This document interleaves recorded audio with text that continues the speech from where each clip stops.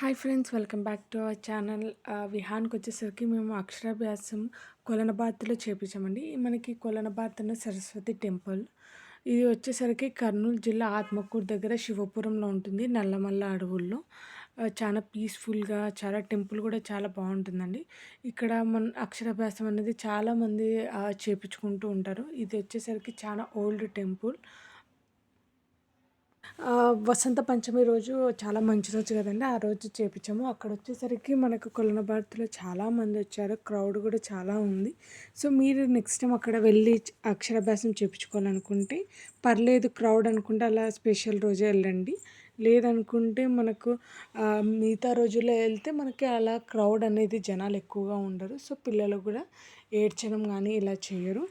మరిన్ని vlogs and videos కోసం subscribe చేసుకోండి ఫ్రెండ్స్. Thank you. బాయ్.